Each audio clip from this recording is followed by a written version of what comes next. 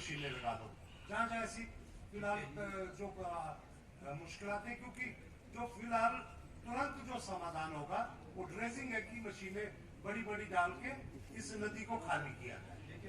एक तो जी तो कम से कम कोई 3 मीटर ऊपर उठ गया, जितने आप मक भर गए। बिल्कुल सही बात है। यही देखो ऐसा श्यामचंद जी, ये मामला आपका ही नहीं है, ये मामला पूरे कुल्लू में यही मामला है। ये हमारे खड्डों में, हमारी नदी में, नालों में इतना मलबा आ गया है कि वो जो है साइड जो तट है, तट से ऊपर आ गया है। तो मैं फौरी तौर पे एसडीएम महोदय भी यहाँ पे हैं। एसडीएम महोदय कहाँ है? अच्छा, एसडीएम साहब आप तुरंत इनके ऑर्डर निकालिए और डीसी साहब से पैसा लेके, ताकि ड्रेजिंग का काम हमारा बड़ी स्पीड से, ये हमारा फरवरी में टारगेट होना चाहिए कि फरवरी में तीर्थन हो या सैंज नाला हो, पूरे का पूरा हमारे को ड्रेजिंग करवाना है। इसके लिए तेजी लाई जाए। जहाँ जहाँ भी आपको लग रहा है मलबा, देखिए ऐसा है, एक रिपोर्ट बन गई है जिला लेवल पे, टीम आई थी, उन्होंने पूरा निरीक्षण किया हुआ है। आपके पास है ना उसका डाटा?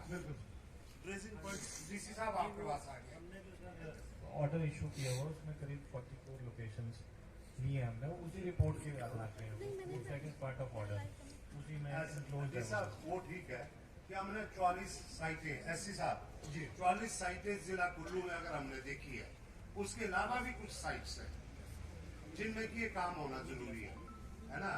तो आपको जहाँ जहाँ लगता है डीसी साहब से फंड्स लीजिए या हमारे को संपर्क कीजिए, हम कहीं न कहीं से पैसा लेके पहले इस नदी को कैरा किया जाए, इस काम को हम करना चाहते हैं। और ये मजिस्ट्रेट ऑर्डर से होगा, और ये एनडीआर जो भी डिजास्टर के तहत मजिस्ट्रेट इसका ऑर्डर कर सकते हैं। और मैं आपको बताना चाहता हूँ कुल्लू के जितने हमारे ऑफिसर्स हैं या पत्रकार बंधु आपके माध्यम से, कि कुल्लू जिला में ही इसके ऊपर सबसे बड़ा काम हो रहा है।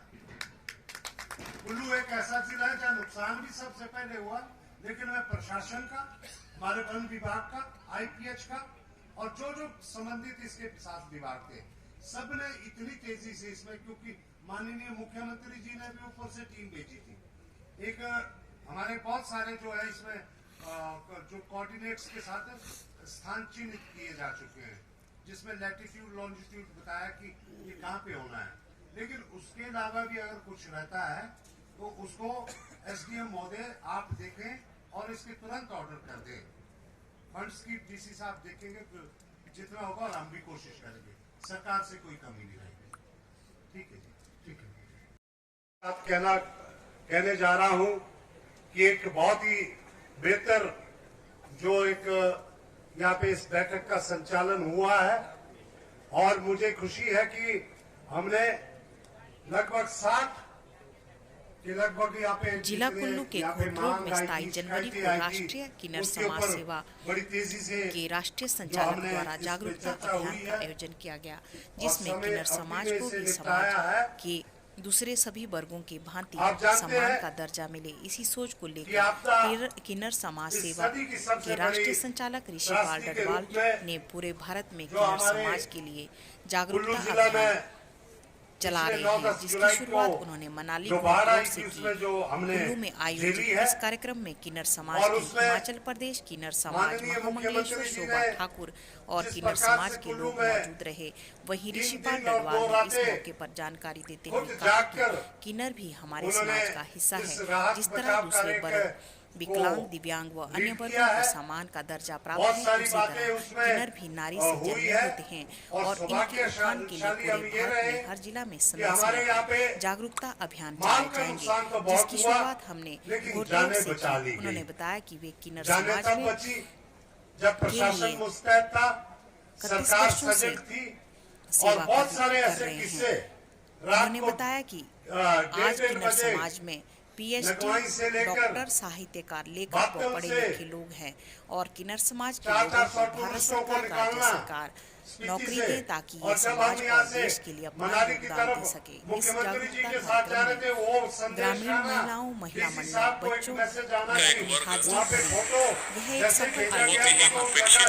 एकदम से लगा कि ये सैंज का, जैसे चिन्हित किया गया कि ये सैंज का फोटो है, तो तुरंत हेलीकॉप्टर को स्पीति जाने से पहले सेंच के लिए मोड़ा गया और जैसे उतारा तो देखा था तो भाई का मंजर ऐसा था कि बहुत ही भयभीत करने वाला एक मंजर वहां पे हमने देखा।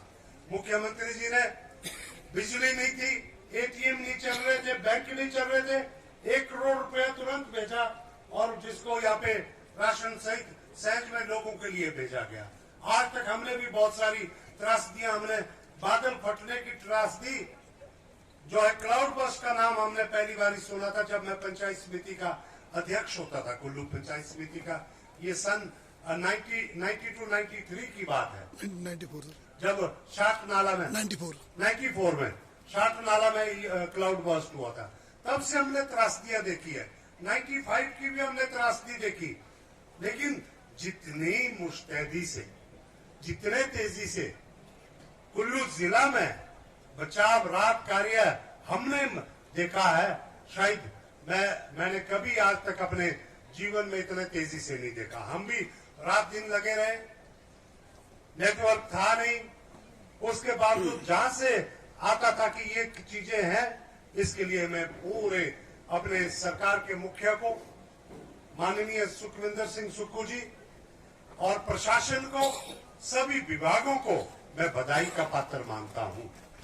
पंचायतों के प्रतिनिधि, हमारे पार्टी के लोग, सभी लोगों ने उसमें बड़ी मुस्तैदी दिखाते हुए 75,000 टूरिस्टों को निकालना था और तो हमने ये सारी बातों को हमने बखूबी एक आपसी समन्वय के साथ उसे निभाया।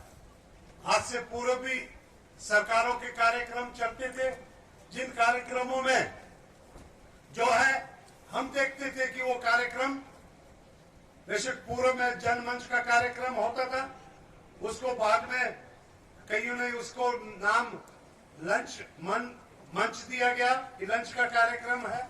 कई जगह उसको झंड मंच कहा गया क्योंकि अफसरों को बड़े वहां पे बेइज्जत और बड़े भारी उनको जो है लताड़ा जाता था। लेकिन यहाँ पे आज मुझे खुशी है, कम से कम कुल्लू में मैं बहुत सौभाग्यशाली हूं कि बहुत ही सभी लोगों का सहयोग हमें रहता है और हमने मिलजुल कर, यहाँ पे भी आपने देखा होगा, आपने पूर्व में भी मैंने सारे कार्यक्रम देखे, लेकिन यहाँ पे जिस तेजी से प्रधान जी आपने जो जो बातें रखी है, उसमें सबसे बड़ी जो बात हमारे समक्ष आई है कि नदी के किनारे, नाले के किनारे जो भूस्खलन हुआ, उसका हमें अभी आने वाले वक्त में भी डर है। सबसे बड़ी चिंता हमारी ये है, उसके ऊपर अभी फैसला हमने ले लिया है।